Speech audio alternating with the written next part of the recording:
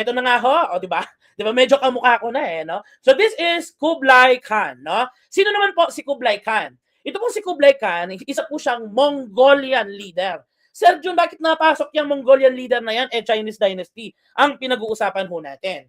He is a Mongolian ruler who founded the Yuan dynasty and became the first foreign emperor of China. Ito ho yan, no? So makikita nga po natin, we have Xia, Shang, Zhao, Qin, Han, Sui, Tang, Song. Ito pong Yuan na ito, hindi po Chinese ang nag-rule, okay? Hindi po Chinese ang nag-rule dyan sa may China, kundi ang mga Mongolian na tinatawag. At at ang naging emperor nga po no ng China noong mga panahon yon ay itong Mongolian na si Kublai Khan, okay? Sige ho. Once again, this is Kublai Khan, the first foreign ruler, the first foreign emperor of China coming from Mongolia. Sir, bakit yung mga Mongolian napadpad sa China, no? Tandaan po natin, China is here, Mongolia is here, geographically speaking. Nasa itaas lang po no ng China, ito pong Mongolia, kaya madali po nilang napuntahan, okay?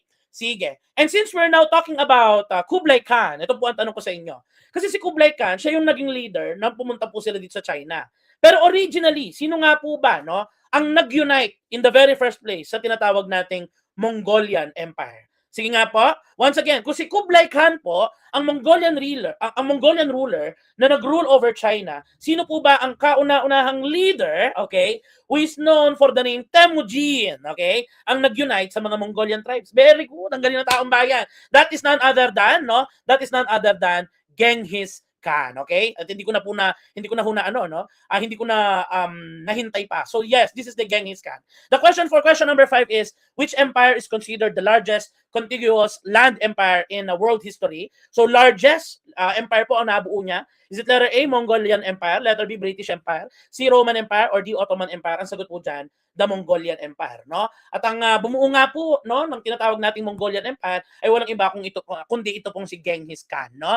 Kaya po ang pinagtataka natin, no, kapag pinag-uusapan ng kasaysayan ng daigdig, yes, pinag-uusapan yung mga ancient civilizations, pero bihirang natatakel, no, ng mga teachers itong si Genghis Khan. Pero ang katotohanan nitong geographically speaking, si Genghis Khan ang nakagawa ng pinakamalaking imperyo sa buong mundo, no? So who is Genghis Khan? Genghis Khan united the Mongol tribes to form a powerful empire, no? And once again, no, ito po ang itsura ng imperyong ginawa ni Genghis Khan na siya tinatawag na pinakamalaki sa mundo. Napagtagumpayan syempre because of his military strategy and conquests. Proceed. Eventually, no, ay papasok na rin po sa mga kapanahonang ito yung yung pag-uumpisa, no, nung mga pagkilala dito po sa mga famous personalities na gaya nitong si Muhammad, okay? So syempre ito kilalang-kilala na po natin ng ating mga kababayang under the Islamic religion, no? So who is Muhammad? Si Muhammad naman po ang tinatawag na prophet of Allah na pinaniniwala ang binisita, no, nitong si Arkanghel Gabriel, no, and instructed to preach Islam, guiding people toward a new way of life, okay? Parang kumbaga, no,